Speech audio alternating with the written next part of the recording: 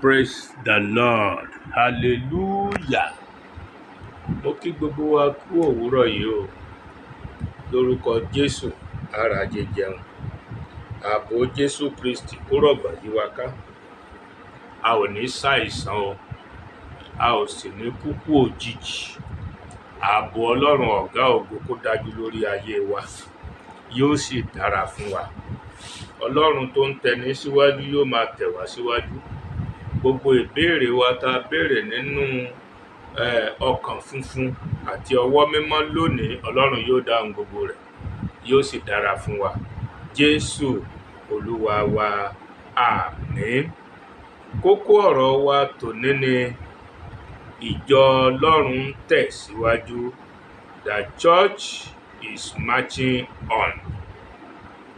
Bó bá wù wá lè sọ pé the church of God is marching on.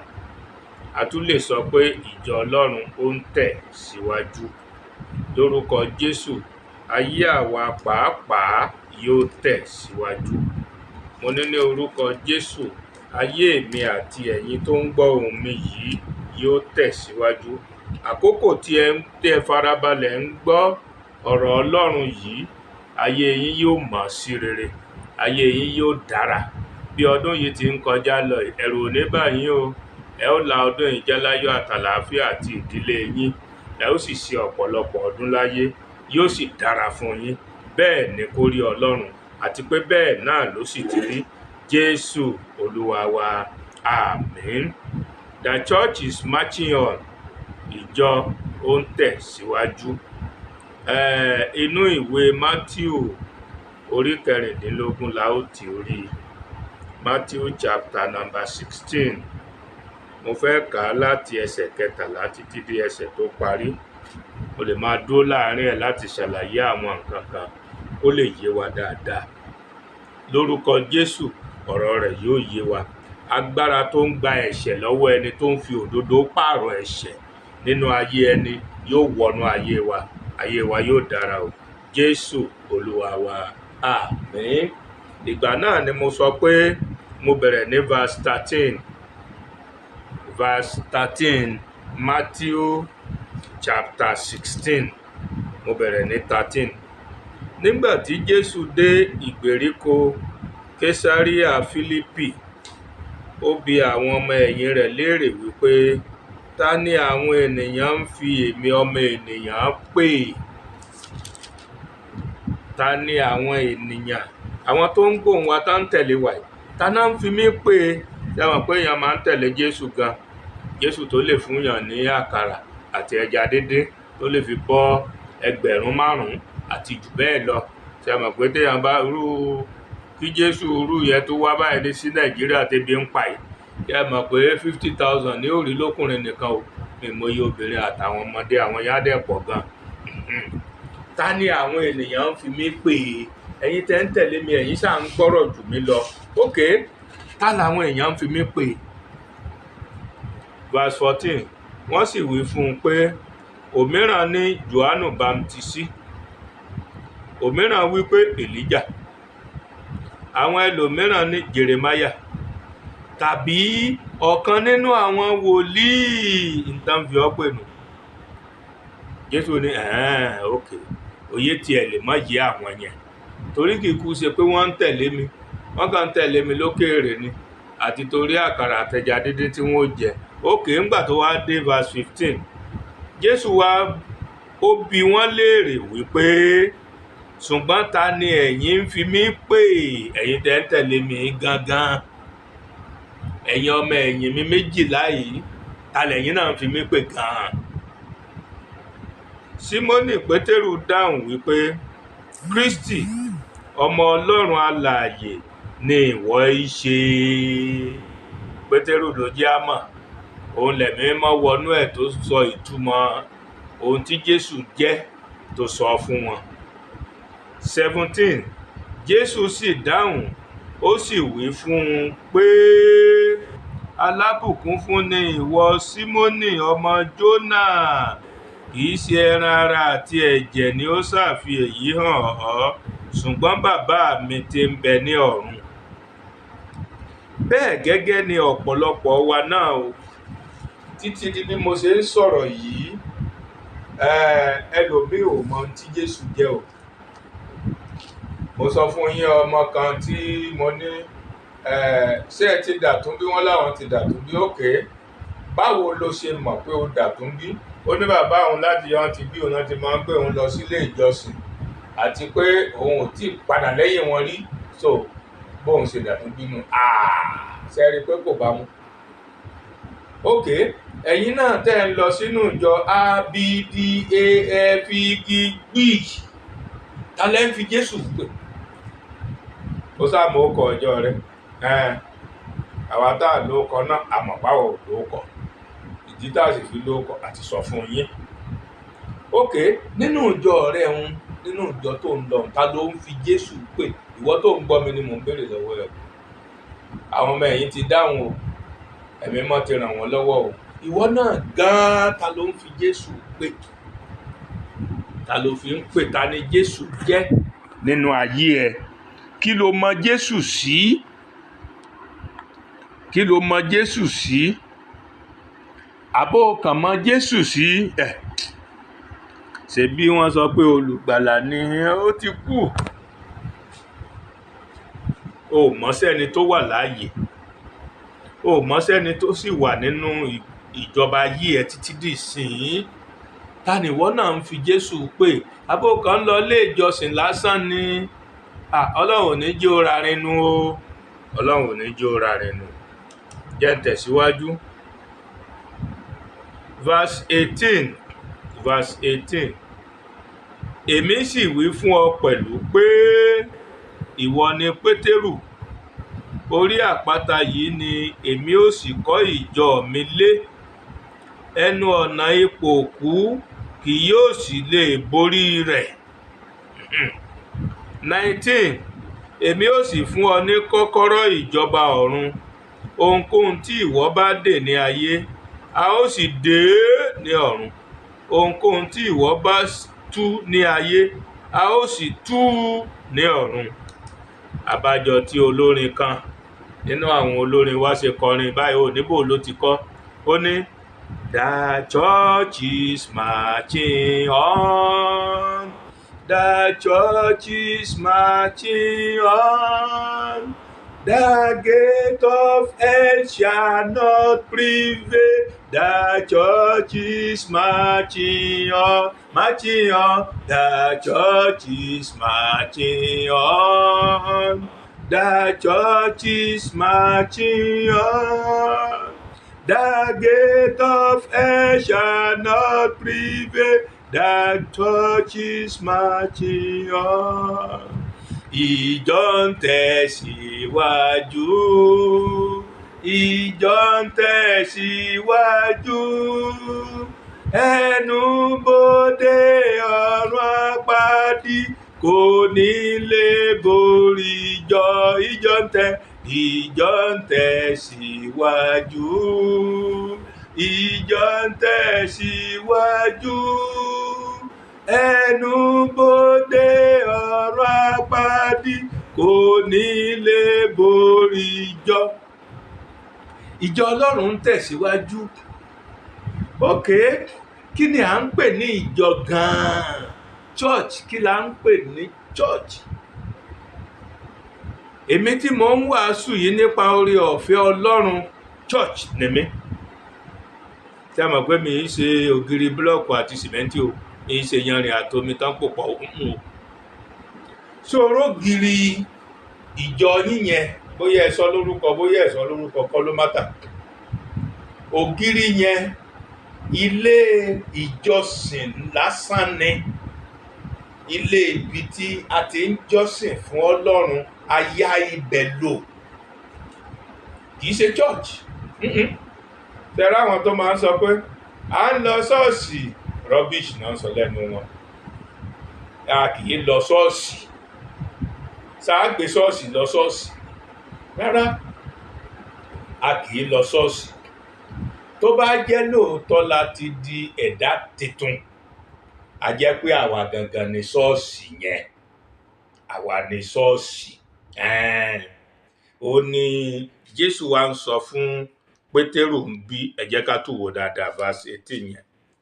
Ó ní, èmi sì wí fún ọ pẹ̀lú pé ìwọ ni Pétérù, orí àpáta yìí ni èmi ó sì kọ́ ìjọ mi lé, ẹnu ọ̀nà ìpòkú kì yóò sì lè borí rẹ̀.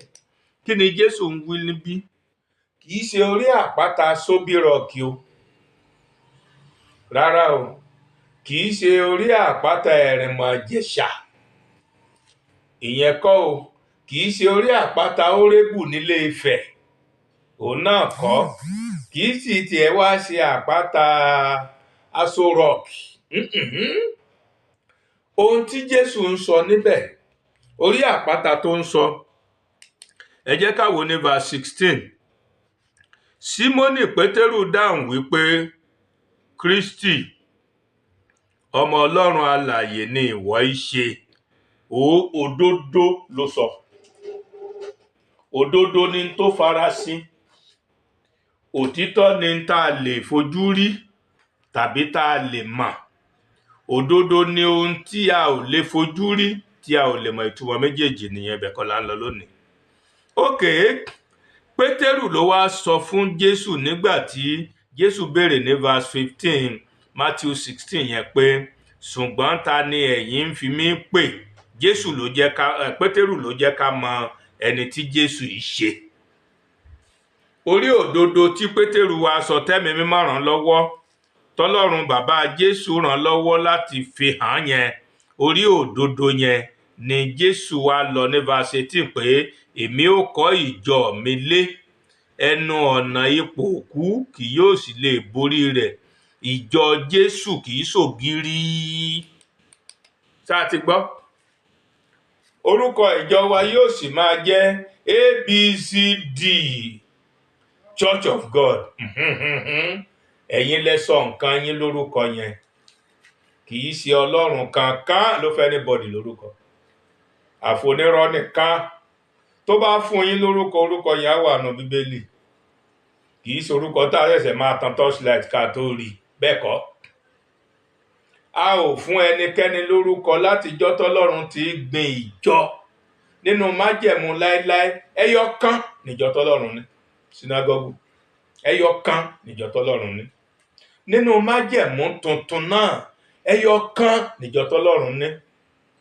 Àwọn ọmọ ẹ̀yìn Jésù nígbà tán bá wàásù lọ náà ń gbin ìjọ sí àwọn ibi tí wọ́n wàásù Jésù dé.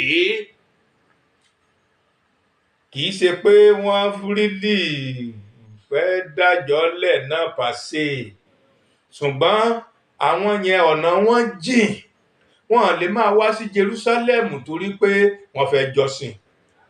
Ó ní Jésù ṣe sọ pé kì í ṣe ká máa wá láti Samaria wá sí Jerusalem, kì í ṣe bẹ́ẹ̀ kọ́ ni Ọlọ́run ṣe kọ́. So ìjọ Ọlọ́run ló sì ní. Ṣé mọ̀ pé ìjọ mi ni Jésù pé, kò pé níjọ ẹ̀yin tẹ́ ń dájọ́ lẹ̀ o, rárá o. Gbogbo ẹ̀yin tẹ́ ń sọ̀rọ̀ ayé ń GO, senior pastor àti junior pastor àti mo ti gbàgbé àwọn orúkọ tẹ́ ń sọ̀rọ̀ ayé, orúkọ yẹn dá o, kò sẹ́ni tó condemn ẹ o. Ṣùgbọ́n kì í ṣe orí orúkọ yẹn lákọ̀ ìjọ kankan lé. Orí orúkọ yẹn kọ́ o. Àwọn ọjọ́ yóò náà gan mélòó ló gbádùn nù ẹ̀yẹ̀ wọn wò dáadáa. Onírọ́pọ̀ náà àwọn pásítọ̀ yín àtàwọn àtẹ̀lé wọn, ẹ jẹ́ yẹ̀ wọ́n wò dáadáa, bàbá jí o, kẹ́ wo ń tẹ́ kó jọ. Jésù gan tó kó 12 jọ, ẹbẹ́ ọkàn ò gbádùn nù àbẹ́mọ̀ pé Júdásì ó lè ní. Lórí òdodo tó sọ yìí pé mi ni Kristi náà ni màá kọ́ ìjọ mi lé, ohun tí Jésù ń sọ nìyẹn. Wọ́n wá fi rẹ̀ kò mọ́ àtòrí ẹ̀ wá sọmọ ẹ̀ ní Pétérù torí kí Jésù lè kọ́ ìjọ lórí pé no, bẹ́ẹ̀ kọ́ o, bẹ́ẹ̀ kọ́. Ẹ jẹ́ kí ọ̀rọ̀ Ọlọ́run yẹn kó yé wa. Ẹ jẹ́ kó yé wa. Ẹ jẹ́ ká máa fi kọ́ àwọn ọmọ ìjọ wa tí a kó jọ. Àwọn tá a kó jọ náà ń pè ní ìjọ. Ṣé wọ́n máa ń kó ògiri jọ ni? Àbí ògiri tó wà ní Táíwò kí n fi ṣàpẹẹrẹ ní Ìlọrin àti ògiri tó wà ní Gàkànbí, jọ ṣé wọ́n lè kó wọn jọ sójú kan kó wá di ògiri tó wà ní Múrítàlá ní? No, ènìyàn ní ìjọ, kì í ṣe orúkọ tàbí ògiri. Bẹ́ẹ̀ kọ́, ẹ jẹ́ kí ìyẹn kọ́kọ́ yé wa náà. Tí ìyẹn bá wá yé wa, àwọn ènìyàn wo ni Jésù wá ń pè ní ìjọ òun? Àwọn tí wọ́n ti gba ẹ̀kọ́ ìhìnrere Kristi gbọ́.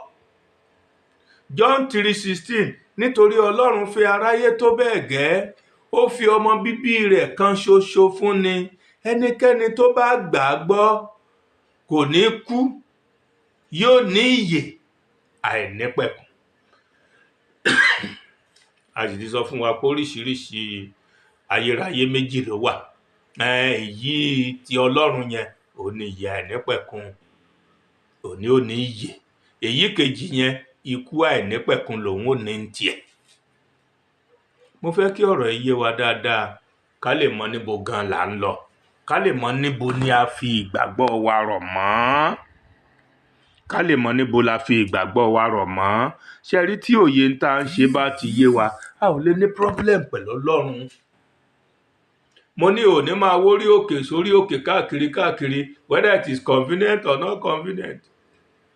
You will not be looking for mountain prayers on the mountain every year and there. Rárá, tóyè Kristi bá yí ọ, ìwọ náà ó lè jókòó ti bíbélì rẹ, ó lè kà á. Ohun tó fẹ́ k'Ọlọ́run kó ṣe fún ọ, sọ fún, yóò sì ṣe. Sọ fún, yóò sì ṣe. Sórí àwọn awakùwà kiri yẹn, ìríkùrí náà lórí ń bẹ o. Ìyẹn ò dẹ̀ ní mo ní ká má gbàdúrà fún ọ o. Ṣe bínú ìjọ kan nìwọ náà lọ, sọ fún pásítọ̀ ẹ kó pray fún ẹ náà. Tàbí kí ìwọ àti pásítọ̀ ẹ kẹjọ ní prayer of agreement. Ó ní ohunkóhun tí ènìyàn méjì nínú yín bá fohùn ṣọ̀kan sí láyé, ó ní a ó ṣe fún lọ́run. Ṣùgbọ́n nígbà tí ìwọ sá ń sá kiri ń tiẹ̀ ni, torí pé ṣé ọwọ́ ẹ ò dẹ̀ mọ́ ni o. Ìwọ tó jẹ́ níbi iṣẹ́ yín, so mọ̀ pé o ti yíwèé. Bàbá ní kó lọ repo wá, ìwọ dráìvà yẹn, ó nìkan já rìsíptì tí wọ́n kàn kankan sí fún ọ, ìwọ ló lọ kọ́ fúnra rẹ. Torí pé ìṣòdodo wà ń bẹ yẹn. Irú ẹ̀yẹn bó ló ṣe wá fẹ́ béèrè lọ́wọ́ Ọlọ́run fúnra rẹ̀ tọ́lọ́run ó dáhùn. Tí mò ń sọ náà nìyẹn. Àní mo fẹ́ ká yí padà kúrò nínú ìwà burúkú wa yìí, ìwà ìlóòótọ́, ìwà irọ́ pípa, ìwà olè jíjà yìí, ìwà apààyàn yìí, mo fẹ́ ká yí padà kúrò ń bẹ̀. Ṣé rí, tá a bá yí padà kúrò ń bẹ̀, àwa fúnra wa ó lè tọ̀ Ọlọ́run lọ béèrè ohun tá a bá fẹ́, yóò sì ṣe fún wa. Bẹ́ẹ̀ ni, ojú bẹ́ẹ̀ náà lọ. Gbogbo ohun tá à ń sọ nìyẹn. Kì í ṣe pé à ń sọ pé superman kan wà. Gbogbo wa pátápátá Ọlọ́run ló dá wa. Ohun tọ́lọ́run sì ń fẹ́ lọ́wọ́ wa náà ni pé ká jẹ́ mímọ́ bóun Ọlọ́run ṣe jẹ́ mímọ́, ká sì tún jẹ́ pípé bóun Ọlọ́run ṣe jẹ́ pípé. Ìgbà yẹn ni ìjọ tí àwa jẹ́ yóò wá máa tẹ̀síwájú. Ìjọ ń tẹ̀síwájú, ìjọ ń tẹ̀síwájú, ọ̀run àpáàdì kì yóò borí. Ìjọ ń tẹ̀síwájú. The church is marching on. The church is marching on. The gate of hell shall not prevail. The church is marching on. Ohun tí ìjọ tí a jẹ́ fi lè tẹ̀síwájú nìyẹn. Lórúkọ Jésù yóò dára fún wa o. Mo ní lórúkọ Jésù yóò dára fún wa. Àwọn bí yòókù tí mo kọ́ lẹ́mẹ̀ nílé ká lónìí, bóyá tí n bá tiẹ̀ pé fún yín ẹ̀dẹ̀ lè lọ kà ń lé. Ìwé Jòhánù kínní, ìrere Jòhánù ni o. John 1:42, Ephesians 2:20. Ẹ̀ka dáadáa. Ìjọ Ọlọ́run tí ẹ̀yin jẹ́, lórúkọ Jésù ẹ ó máa tẹ̀síwájú. Mo sì gba àdúrà, gbọ̀ngàn ọ̀run àpáàdì kì yóò borí yín. Kí ni ète gbọ̀ngàn ọ̀run àpáàdì? Ó ní láti máa dá lò. Àwọn alákatakítí mọ̀ níwọ̀n. Máa dá wọn lóhùn jàre, tí wọ́n ti lé jù. mọ́ gbọ́ tiẹ̀ Sátánì mọ̀ ló ń sọ̀rọ̀ sí tiẹ̀ yẹn, má gbọ́ torí tó yàtọ̀ sí ọ̀rọ̀ yìí àti tó bá rí kà nínú ìwé mímọ́ òun ni kò gbàgbọ́ o, ní tó bá ti yàtọ̀ sí mọ́ gbàgbọ́ o. Lórúkọ Jésù, Ọlọ́run kò ní fi wá sílẹ̀, ààbò rẹ̀ yóò sì dájú lórí wa. Ìmísí kìmísí mìíràn lórúkọ Jésù kò ní lágbára lórí ayé wa. Mo fẹ́ ká lè gbàdúrà fúnra wa, mi ì fẹ́ ká ṣẹ̀ṣẹ̀ máa wá làgàtà kiri. Ọlọ́run ò fẹ́ làgàtà, mi ì fẹ́ ká máa wá làgàtà kiri. Mo fẹ́ káwa náà fúnra wa ká lè gbàdúrà kí Ọlọ́run kó sì gbọ́. Lórúkọ Jésù yóò sì dára fún wa. Jésù Olúwa wa, àmín. I want to read the scripture concerning the theme of today's message. And today's message is the church is marching on. I want to read from the book of Matthew, chapter 16, verses 13 to 19. If I will not be able to read the old verses, then it will be your concern to do that in your good time, maybe after today's work, in your good time or in your break time. You have your break time to yourself. You can read it there. I start the reading of Matthew 16 from verse 13. When Jesus came into the coast of Caesarea Philippi, he asked his disciples, saying, "Whom do men say that I, the Son of Man, am?" And they said, "Some say that thou art John the Baptist, some Elias, and others Jeremiah, or one of the prophets." Verse 15, he said unto them, "But whom say ye that I am?" Even you following me, you these 12 disciples, who do you say I am? Then Peter said, and Simon Peter answered and said,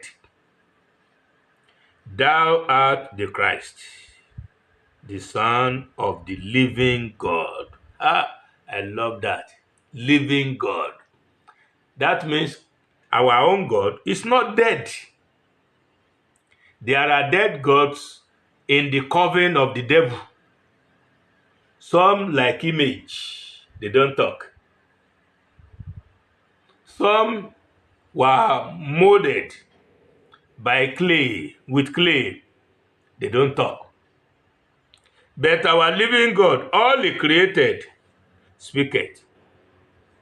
Verse 17, and Jesus answered and said unto him, "Blessed art thou, Simon Bar-Jonah, for flesh and blood hath not revealed it unto thee, but my Father which is in heaven."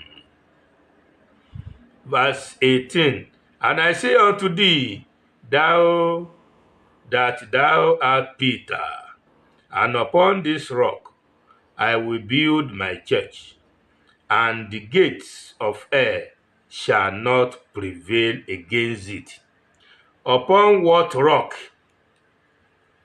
Peter is a rock. And upon what rock? Not Sobi Mountain. Oh. It is not Aso Rock. It is not wherever rock you may find yourself. Oh. But upon the truth. Verse 16, and Simon Peter answered and said, "Thou art the Christ. You are the Christ, the Son of the living God." Upon this truth, upon this Ododo, upon this Oto, I will build my church. And that does not mean you will call Peter a general overseer. It is upon that truth, not upon Peter. Jesus did not build his church upon human being. No. Upon the truth, that came out from the mouth of Peter. That's all. That's the meaning. And let me tell you one thing. Maybe you don't know. The church is not a building. I heard of a building that is having the capacity to accommodate 120,000 worshippers in Abuja or something. Yes. And I learned some people are also building, yes, my own will be bigger. Where do you think those worshippers are from? Are they all from God? Are they all from God? How many of the 120,000 are genuine Christians? Are Christians indeed? How many of them? Upon this truth, Peter, that you have spoken, I will build my church. And so the church of God is not a 120,000 capacity building. But the truth that came out of the mouth of Peter. So, therefore, if Jesus is building his church upon the truth that Peter said, not upon Ogirile, not upon church building, then that building, that fine building, thank God for beautiful building, that fine building is not a church. Yes, it is just a building to accommodate the churches. Churches are dwelling in that fine building. Churches, yes, churches are there. Other people are also there who are not churches. They are only gathering. But churches are accommodated by buildings. So, that's your signboard. You may go and clean it off. If you like, you can sell it. Because it is not a church as you called it. Churches are accommodated by that building. Can you hear that? Read your Bible very well so that you will understand. You see, if you go into these Bible doctrines and believe in the facts and figures therein, you will go to God and ask for anything now. Yes, you will know that sin is forbidden by God, so you will not dip your hands into sin. Sinning is against the plans of God for your life. God, the living God, like it was said in verse 16, does not see sin. He hated sin. Sin is the only problem God had with us. Since all these days, it is sin that we don't want to drop. My brother, and you go from mountain to mountain. Since you have been going, what have you gotten from there now? Think twice. What is it that you have gotten? Nothing. You will go this year. You will go next year. You will keep going until you die. Why not sit in the comfort of your room and ask God for anything? Hallelujah. Hallelujah. Ask God for anything and He will answer. So today, put it in mind that, one, that fine building of yours that you wrote the name of your church or something is not a church. One, note that. Two, regenerated Christians are the church of Christ. The church Jesus is talking about in that verse of the Bible is the regenerated Christians, or would be regenerated. They are the church. Three, put it in mind that it is wrong to say, I am going to church. You cannot go to yourself. You talking is the church. You cannot go to church again. You are going to prayer house, a house of prayer. You can only go to a place of prayer. And that your local assembly is your prayer house. That place is accommodating the church of God. Yes. And you are the church of God. So that your beautiful building, thank God for it. It's good. It is good. But then don't immortalize it, because it is just an empty building. It is just an empty building. That your church building cannot go to heaven. It is you. If you are in tune with God, you get to heaven at the expiration of your living on earth. So, my dear people, I want us to understand God.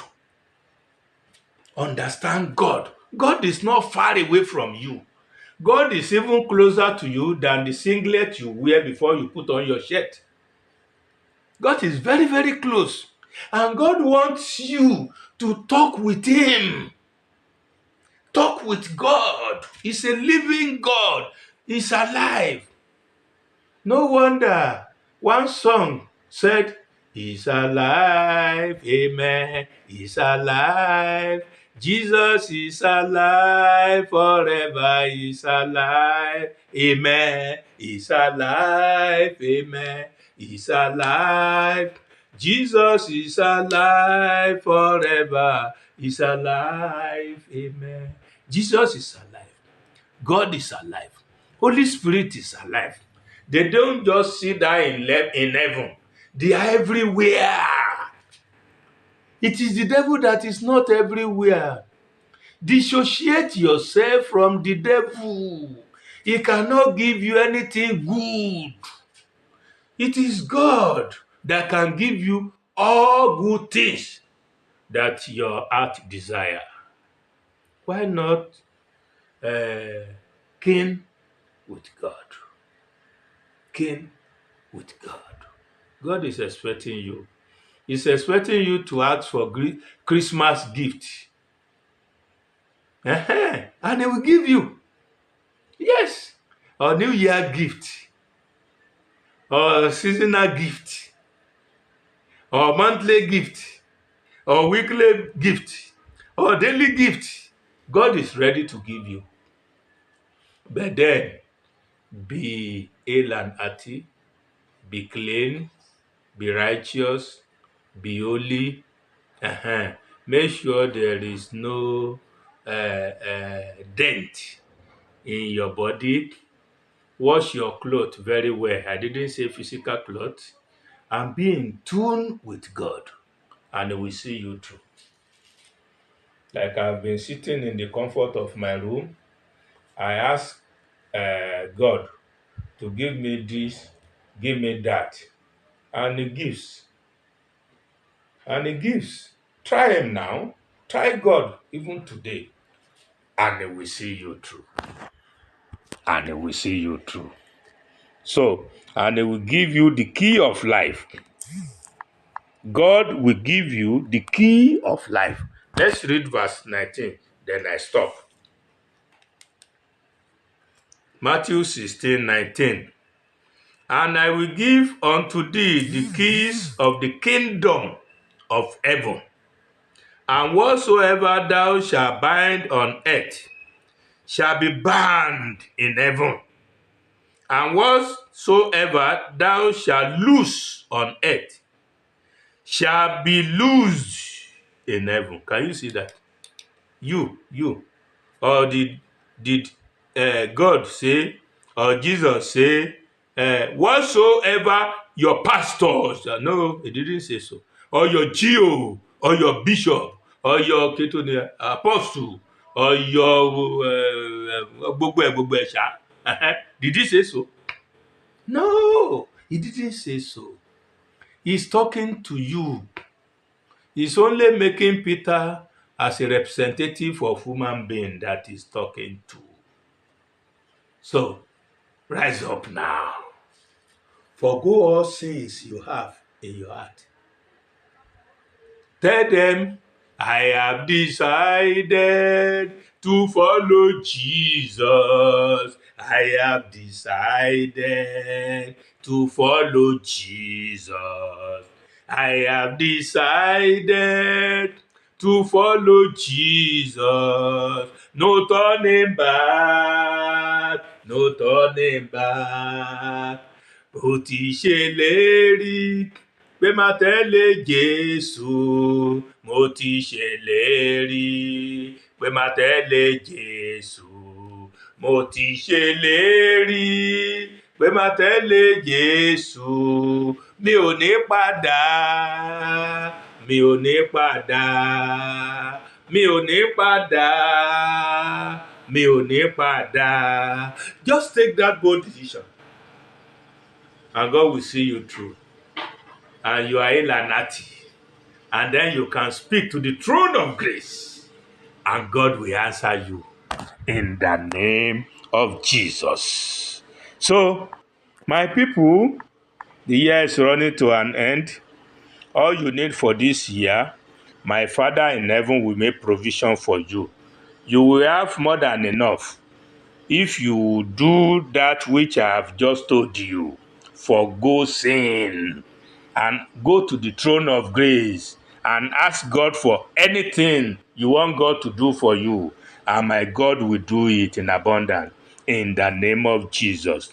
Thank you, Lord Jesus, for I pray in Jesus' name. Amen.